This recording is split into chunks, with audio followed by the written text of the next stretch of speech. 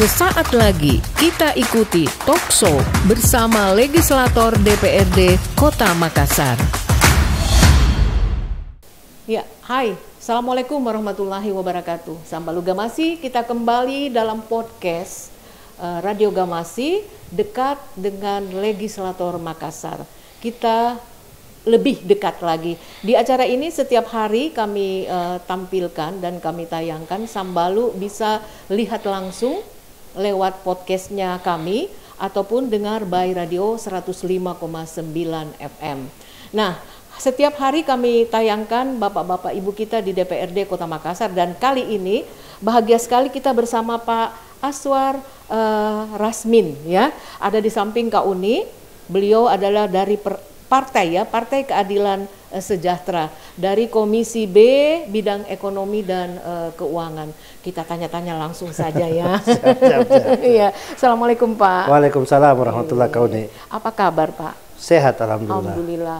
Mohon maaf ini Pak, di sela-sela kesibukan yang padat kami panggil untuk podcast ke sini. Sudah tugas kami. Sudah tugas Pak. Iya, dianggap ini bagian dari pendekatan yang lebih khusus ya, karena melihat langsung mungkin warga dapil Bapak bisa lihat langsung Pak Aswar, tetapi Amin. Di sini lebih luas lagi Pak. Iya, Tabe diharapkan lebih luas dan lebih dekat lagi.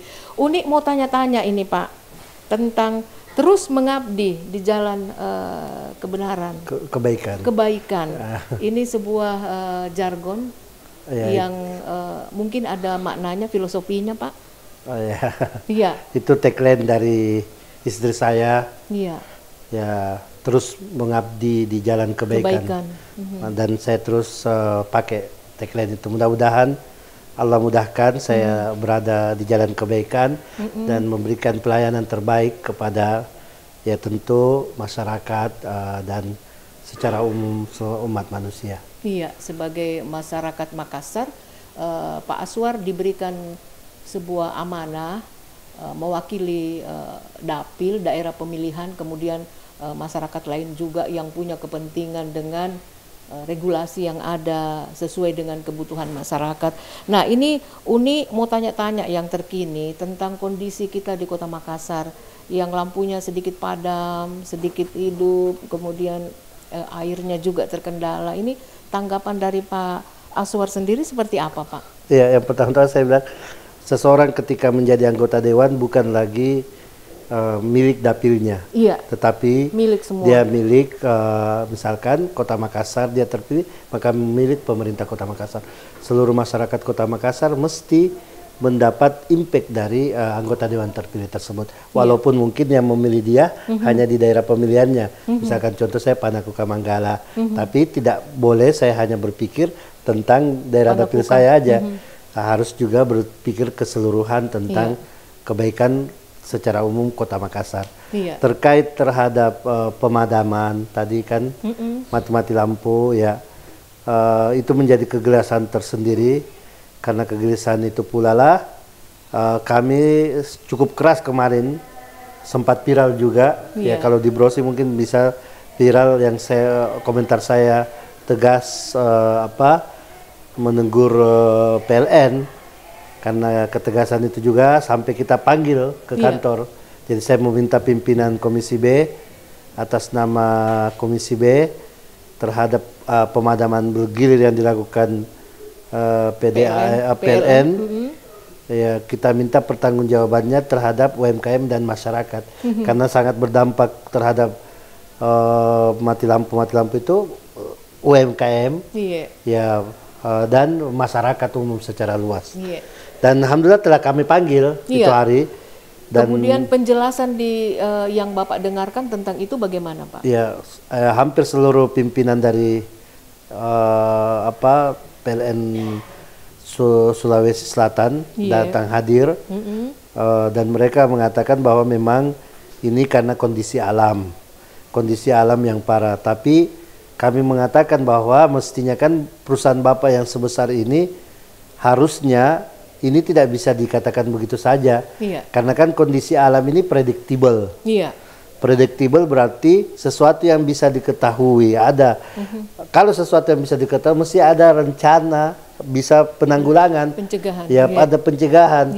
Yes. Kalau saya lihat malah pada saat itu sempat ada debat agak panas, ya, bahwa memang kita menganggap bahwa tidak ada persiapan yang maksimal dari PLN. Ya, kemudian kita sampaikan juga kira-kira apa kompensasi dan apa upaya sampai pemadaman itu bisa teratasi. Kami bertanya itu. Iya, baik. Ini menarik Pak ya, karena bisa diprediksi kondisi alam ini kan musim kemarau di Indonesia sudah diketahui. Jadi mungkin arahnya ke sana Pak ya, ketika kemarau ada solusi lain yang bisa diberikan oleh PLN. Sedikit ilustrasi, tetangga Uni itu penjual nasi kuning. Uni sempat bertanya, Bu, kenapa ndak jual nasi kuning? Tidak menyala lampu, tidak bisa Kak putar blenderku, air juga tidak ada kodong. Ya, itu jadi 1-2 hari tidak menjual, nanti kalau baik lagi menjual, ini sedikitnya mempengaruhi apa yang menjadi kehidupan dari pedagang kecil atau UKM itu sendiri. Bagaimana tanggapan Anta ini Pak? Iya, kalau terkait PLN tadi kami sudah sangat tegas juga meminta. Terakhir mungkin 2 hari lalu ke saya sendiri telepon pelaksana harian manajer pelaksana harian PLN Sulsel Bar, dia tetap minta maaf Pak Aswar. Ya, ini memang kondisi sangat parah. Walaupun hujan sekitaran sini masih sudah kelihatan, tetapi di daerah PLTA pembangkit listrik tenaga air yang ada di Bakaru, Pinrasaya dan di Poso sana itu debit airnya masih sangat kecil sehingga penyuplaian listrik itu masih sangat sulit dan kemungkinan sampai Januari. Saya bilang ya kalau bisa Pak cari solusinya atau apa, kalau tidak perjelas kompensasinya kepada masyarakat, karena kan sebenarnya undang-undang kita di peraturan pemerintah mengatur tentang kompensasi bagi warga yang mendapatkan pemadaman bergilir lebih dari ada hitungannya, dan mestinya hitungannya di Kota Makassar itu sudah layak untuk mendapatkan pemadaman bergilir, walaupun ada klausul yang tertulis bahwa kalau itu disebabkan karena kelalaian, ya bukan karena alam, tapi tetap juga bisa saja masuk dalam kategori kelalaian PLN, ya karena tidak punya antisipasi terhadap kondisi itu. Itu kalau terkait PLN. Kalau terkait PDAM di Kota Makassar, alhamdulillah sekarang kan sudah lancar nih. Ya karena sudah mulai turun hujan. Memang faktor kemarin yang paling dahsyat itu adalah karena kemarau panjang. Tapi alhamdulillah sudah mulai bisa teratasi ini. Pada saat itu kami juga sangat tegas menghimbau PDAM untuk turun menjemput di lapangan, menjemput di masyarakat, memberikan bantuan masyarakat, ya, dan alhamdulillah mereka aktif jalan keluar beberapa mobil-mobil tangki mana. Kemudian secara langsung juga pemerintah kota kita berikan dana BTT, bantuan dana taktis itu sekitar kalau tidak salah 30 miliar untuk penanganan El Nino ini, sehingga banyak kita dapati di leading sektor kemarin dibagi-bagi air lewat BPBD, kemudian lewat pemadam, lewat pemadam juga, kan, kemudian dibangun sumur-sumur bor air di beberapa kecamatan itu lewat dana BTT yang kita alokasikan di anggaran di badan anggaran untuk mengantisipasi El Nino itu. Dan alhamdulillah saya lihat progresnya cukup baik dan cukup teratasi. Iya, itu BTT dana taktis Pak ya, artinya dulu anggaran itu tidak ada, tetapi karena kondisi ini makanya diadakan, begitu maksudnya Pak? Ada tetap dana itu, selalu ada dalam tiap tahun, tapi tidak besar. Tapi ketika perubahan kemarin ditambah untuk menangani El Nino itu kemarin. Makanya taktis segera kerjanya, ada sumur-sumur, ada sumur-sumur dalam yang dibuat di kecamatan. Kemudian BPBD bergerak cepat mengambil air di berbagai tempat dan disalurkan ke masyarakat secara gratis. Secara gratis ya. Jadi begitu ya kerja-kerjanya Sambalu, ternyata lumayan rumit. Seandainya tidak ada support dari Bapak kita di DPR, kemudian tidak ada gerak cepat dari pemerintah kota, mungkin kita akan sama-sama mencari sendiri. Tetapi dengan ada support ini, ada bantuan dari Damkar, kemudian ada bantuan dari BPBD, air bisa terpenuhi walaupun tidak merata seluruh kota. Yang jelas sudah bisa ada bantuan seperti itu. Nah Pak, ini soal kemacetan di kota kita, ini luar biasa macetnya Pak. Kalau kita jalan di hari-hari kerja, ini bagaimana tanggapan Pak Aswar? Iya. Ini menjadi concern saya juga selama di Dewan. Saya baru-baru kemarin ya mungkin sebulan yang lalu dalam rapat Banggar, saya pertegas terhadap seluruh camat-camat, dishub dan beberapa instansi terkait. Ayo semua berpikir bersama mengatasi kemacetan di wilayah kecil dulu. Iya. Ya, setiap camat berkoordinasi dengan stakeholders, misalkan dishub, kemudian mungkin polisi di polsek di kecamatannya, ya polsek di kecamatannya, ya dengan dishub untuk mengatasi kemacetan di lingkungannya dulu. Kemudian jalan-jalan kota kita harus diidentifikasi mana-mana yang harus butuh ditambahan untuk traffic light dan pelebaran jalan, supaya bisa teratasi kemacetan itu. Dan kita harusnya malu terhadap tagline kota dunia, ya lantas macet begitu. Kemudian kita sebagai pintu Indonesia Timur, lantas kemacetannya luar biasa. Ya, jadi cukup menyedihkan dan itu menjadi concern kita. Mudah-mudahan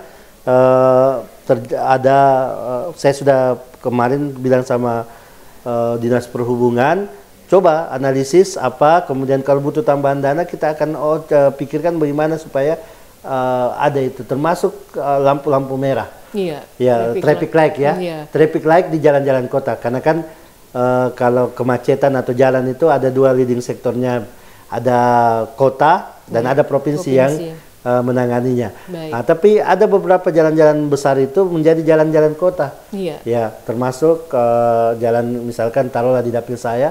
Jalan Dr. Laimena itu termasuk jalan kota yang sering sekali macet. Ya tinggal dibuatkan mungkin traffic light atau rekayasa lalu lintas. Ini saya jadi penekanan. Rekayasa lalu lintas kan itu murah sebenarnya. Asal ada rekayasa lalu lintas dengan baik dan ada petugas yang dimaksimalkan menjaga, insya Allah kemacetan itu bisa teratasi. Ya, serta mungkin ada kebijakan global, misalkan ya kalau kita sih saya lihat di Makassar belum sampai terhadap kebijakan misalkan ganjil genap atau apa, ya kan? Tetapi itu bisa menjadi kebijakan kita di pemerintah kota nanti. Iya, baik. Iya, Sambalu di 0811 411 059, Sambalu boleh gunakan ya untuk bertanya langsung. Mumpung ini kita bersama Bapak Dewan ya, Pak Aswar Rasmin dari PKS. Ya, Sambalu tanyalah sesuai dengan apa yang sudah dijelaskan. Nanti kami bacakan langsung dan tanyakan ke Pak Aswar ya.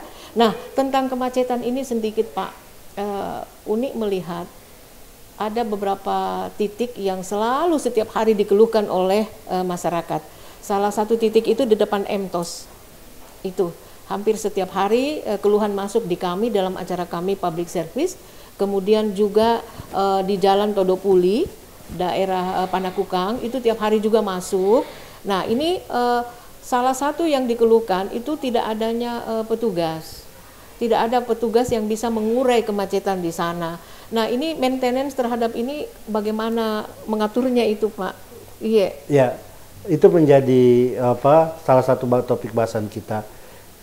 Saya mengatakan pada Dishub, coba hitung kira-kira berapa banyak lagi anggota yang dibutuhkan Dishub untuk ditempatkan di titik-titik rawan kemacetan itu. Iya. Ya.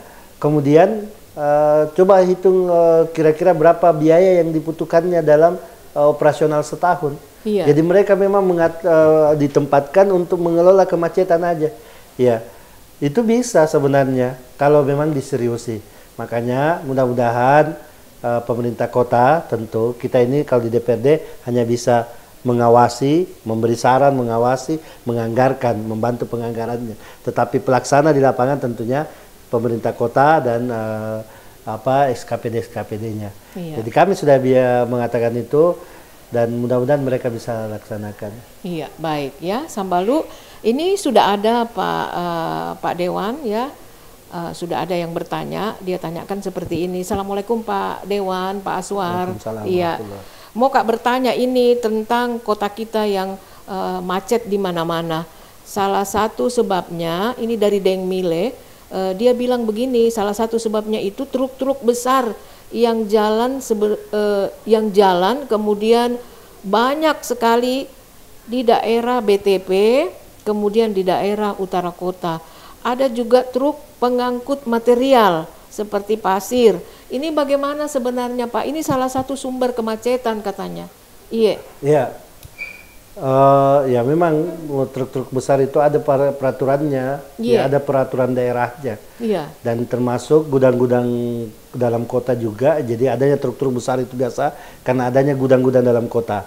Ya makanya masyarakat harus jeli juga dan proaktif. Kalau ada gudang dalam kota, itu bisa dilaporkan ke kelurahan atau atau kelompok masyarakat untuk mereka pindahkan gudang itu ke kawasan industri. Jadi tidak boleh lagi ada gudang dalam kota. Iya, ya, salah satu penyebabnya itu. Dan memang butuh ketegasan. Saya selalu dalam berbagai rapat itu ketegasan penegak undang-undang, yaitu adalah kalau umpama di kota kita ada Satpol PP, ya kan, penegak perda ya, ada Satpol PP dan dinas-dinas terkait harusnya memang tegas, ya jangan malah dibiarkan begitu saja.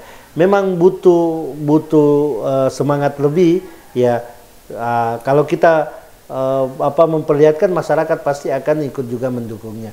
Dan mungkin akan ikut menegur, tetapi karena kita malas menegur, malas tampil di situ, sehingga kadang masyarakat juga ini masa bodoh juga, nanti malah kita tegur, malah kita yang dapat pasti pikirannya masyarakat. Jadi salah satunya karena faktor pembiaran juga. Pembiaran ya. Makanya kalau ada begitu, masyarakat coba jangan biarkan itu, kemudian nanti berkolaborasi dengan tadi.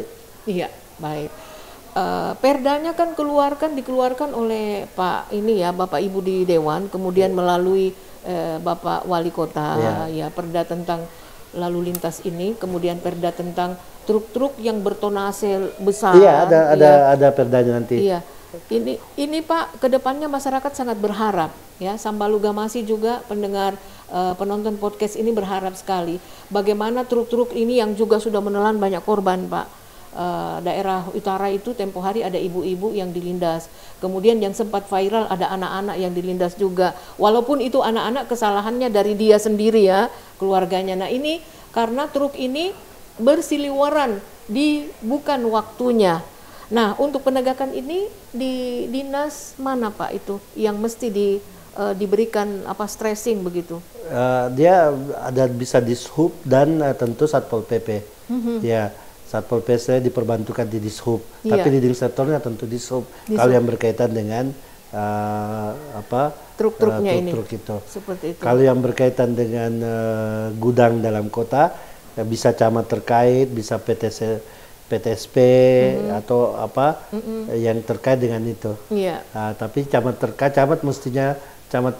mestinya juga lebih jeli melihat wilayahnya, memastikan bahwa sudah tidak ada lagi gudang dalam kota di wilayahnya. Iya, baik. Ya. Kalau menurut Pak Dewan, Pak Aswar, masyarakat kita ini sudah tertib berlalu lintas atau belum, Pak? Sudah tertib berlalu lintas. Jadi sudah tertib sebagian. Masyarakat itu sebenarnya dasarnya adalah ingin baik. Kita semua manusia itu awalnya dasar kita ini ingin baik. Apalagi masyarakat beradab seperti masyarakat di Kota Makassar. Kota Makassar ini kan digelar juga Serambi Madinah. Ya, beradab dan beragama. Jadi saya rasa ketertiban itu insya Allah. Tapi kalau memang terjadi pembiaran apa biaya, kadang juga akhirnya mungkin karena terpengaruh biasa akhirnya tidak tetapi secara umum mereka tertib. Ya, secara umum masyarakat kita pasti tertib, apalagi kalau memang ada aturan yang mengikatnya serta ada pengawasnya. Kalau ada pengawasnya, insya Allah akan jauh lebih mudah tertib. Ya. Iya, jadi pada dasarnya kita tertib Sambalu, cuma karena kita dibiarkan ada lampunya tidak menyala, kita jalan saja sehingga jadi itu intinya begini, jangan salahkan masyarakat. Masyarakat itu insya Allah jika diberikan jalan kebaikan maka dia akan baik. Ya, seperti motonya kan, terus bergerak, ya kan, terus mengabdi di jalan kebaikan. Ya, moto saya, Bu. Iya, baik. Jadi Pak Aswar Rasmin Sambalu, Uni mau tanya dulu Pak, sebelum kita closing ini tentang fenomena kita sekarang berkaitan dengan luar negeri. Iya. Dari PKS kan konsen sekali juga terhadap ini. Bantuan-bantuan diupayakan mengalir untuk saudara-saudara kita yang menderita di Palestina. Ada tanggapan tak sedikit tentang itu, Pak? Oh iya. Iya. Tentang Palestina, ya itu sebuah kesedihan. Dan setiap umat manusia, ya bukan cuma umat agama Islam, setiap umat manusia mestinya bersedih melihat fenomena yang terjadi di sana. Tidak perlu Anda beragama Islam untuk empati kepada Palestina, cukup Anda menjadi manusia. Ya, berempati kepada Palestina, di mana anak-anak dibantai, orang tua, perempuan dibantai, kasihan. Dan mestinya sebagai umat manusia kita punya upaya maksimal, ya maksimal membantu ya saudara-saudara kita di sana, ya saudara-saudara kita di sana, ya, dan mereka adalah manusia seperti dengan kita. Ya, saya sendiri alhamdulillah juga sudah mencetak 10.000 stiker Free Palestine, Save Gaza, ya kan, dengan ikon jangan pernah berhenti membantu mendoakan Palestina. Iya, itu 10.000 kalau dibaca kemudian di dalam bentuk materi lalu kita kirimkan, itu bukan main ya Pak. Itu tidak seberapa sebenarnya. Ya. Tapi yang paling penting adalah ada upaya keinginan untuk membantu saudara-saudara kita. Dalam rapat Banggar pun saya bersuara tentang Palestina. Saya meminta supaya ada bantuan anggaran dari Kota Makassar bisa membantu saudara-saudara kita di Palestina sebesar 5 atau 10 M. Itu harus saya ungkapkan di rapat Banggar dan sempat juga mungkin viral tentang itu. Ya, sementara diusahakan kalau bisa, tapi sepertinya dicari nomenklaturnya masih mudah-mudahan bisa lah sebelum 2024 nanti bisa terrealisasi. Ada bantuan. Setidaknya kita bersuara. Yang paling penting adalah bersuara, mendoakan, ya, dan punya keinginan membantu saudara-saudara kita di sana. Iya, baik, seperti itu Sambalu. Iya, ini kita akan closing Sambalu Gamasi dari Bapak Ibu kita mungkin mendengar di rumah bagaimana Bapak Aswar yang terus mengabdi di jalan kebaikan juga ikut berempati terhadap Palestina. Sekecil apapun bantuan kita kalau untuk Palestina, lakukanlah ya, minimal dengan doa, dengan materi yang kita kumpul sedikit demi sedikit dan mudah-mudahan bisa membantu mereka. Ini nampaknya kerja bersama, kita borongi ramai-ramai. Pak Wali Kota sudah terkumpul, kemudian dari Basnas juga sudah terkumpul. Di Gamasi juga tidak pernah kami berhenti, tidak lelah-lelah untuk mengajak Sambalunya kami untuk mengumpulkan rezekinya. Ya alhamdulillah ya, jadi ini mari kita bersama untuk terus berempati membasuh luka dari Palestina. Baik Pak Dewan, Pak Aswar, ada yang mau kita sampaikan di closing Pak, silakan.